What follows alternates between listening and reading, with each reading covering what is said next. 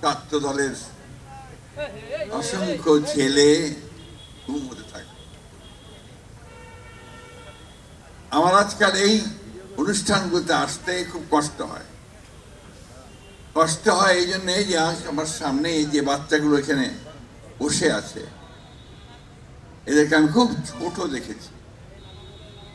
এখনো আমার মনে পড়ে প্রথম যে অনুষ্ঠানটি আমরা আমাদের এদেরকে নিয়ে করেছিলাম, সেটা আমাদের দেশনেত্রী বেগম খালেদা জিয়াকে সঙ্গে নিয়ে একটি হোটেলে ইফতারের একটি অনুষ্ঠান করে দেশনেত্রী বেগম খালেদা জিয়া তাদের সঙ্গে ইফতার করেছিল। প্রতিটি বছর প্রতিটি সময়ে আমরা এই যারা হারিয়ে গেছে তাদের পরিবারকে সঙ্গে নিয়ে আমরা এর বিচার চেয়েছি। আমাদের সেই ছোট্ট মেয়েগুলো অনেক বড় হয়েছে, ছেলেগুলো বড় হয়েছে, আমরা এখনো তাদের ভাই বা বাবা তাদেরকে ফিরিয়ে দিতে পারিনি। এটা জাতিগত হিসাবে আমাদের অত্যন্ত লজ্জার কথা। এমনকি উনি যে কথাটা বললো যে তাদের সম্পর্কে কোনো সুনির্দিষ্ট তথ্য দেওয়া সম্ভব হয়নি। আমাদের প্রত্যাশা ছিল যে এই পরিবর্তনের পরে আমাদের এই ছাত্র জনতার অভ্যুত্থানের পরে যে পরিবর্তন এসছে, এই পরিবর্তনে অন্তত এই ছেলেদের খোঁজ আমরা পাব। কিন্তু আমরা দেখেছি যে দুর্ভাগ্যক্রমে এই মেয়েটি আমার যে পাশে দাঁড়িয়ে আছে দাঁড়ে দাঁড়িয়ে ঘুরেছে। আজকে নয়, কয়েক বছর ধরে নয়, কয়েক বছর ধরে, প্রায় এক যুগ ধরে। কিন্তু যে বিষয়গুলো আমাদেরকে প্রতি পদে পদে এখনো ব্যথা দিচ্ছে, কষ্ট দিচ্ছে, সেগুলো কিন্তু আমরা এখনো সমাধান করতে পারিনি। আমি এখানে অনেককেই চিনতে পারছি, আমাদের মেয়েদেরকে, ছেলেদেরকে, যারা সেই ছোট থেকে আস্তে আস্তে বড় হয়েছে।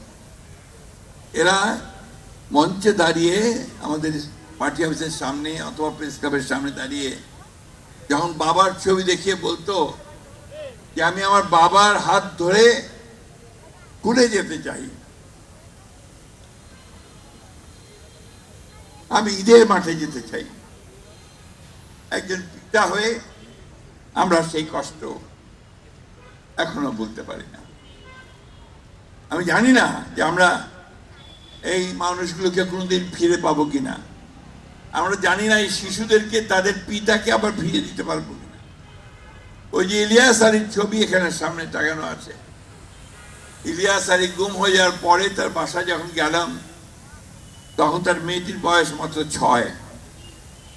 সে ভয়ে, কষ্টে, দুঃখে আমাদের সামনে আসছিল না। এবং তার পরের বছর যখন আবার গেলাম সে একই দিনে, তখন দেখলাম তার মা বলছে যে আমার মেয়েটা এখনো ওই দরজার দিকে তাকিয়ে থাকে, যদি তার বাবা ফিরে আসে না, আসার কথা নয়। কারণ যারা সেই ভয়াবহ দানবেরা, যারা সেদিন তাদেরকে গুম করে নিয়ে গিয়েছিল,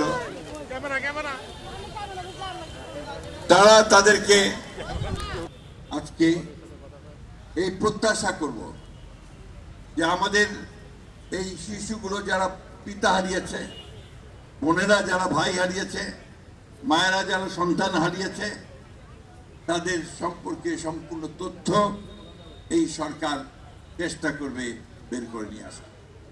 যেই হোক না কেন, যারাই হোক না কেন, যত বড় শক্তিশালী হোক না কেন, কিন্তু এর চেয়ে ভয়াবহ মর্মন্তুদ যে অপরাধ, সেই অপরাধ আর কিছু হতে পারে না। এই অপরাধ আমরা সবাই জানি যে এনফোর্সড ডিসঅ্যাপিয়ারেন্স হচ্ছে সম্পূর্ণভাবে একটা মানবতার বিরুদ্ধে অপরাধ, এবং সেই অপরাধের শাস্তি মৃত্যুদণ্ড। তাই আজকে এটা প্রমাণিত হয়েছে যে হাসিনা এই হত্যাকাণ্ডগুলোর জন্য দায়ী, হাসিনা এই গুমের জন্য দায়ী। সুতরাং হাসিনার বিচার অবশ্যই হতে হবে, এই দেশের মাটিতে হতে হবে এবং তার সর্বোচ্চ শাস্তি হতে হবে। আপনারা একটু নিরাশ হবেন না, জনগণের আন্দোলন কখনো ব্যর্থ হয় না, আজ পর্যন্ত হয়নি। এর প্রমাণ আপনারাই আন্দোলন করে সেটাকে সফল করেছেন। আপনারাই দেখবেন, বিশেষ করে আমার তরুণেরা, যুবকেরা, এই শিশুরা দেখবে তাদের পিতা, তাদের ভাইয়ের যে প্রতি অন্যায় করা হয়েছে সেটার বিচার তারা দেখে যেতে পারবে।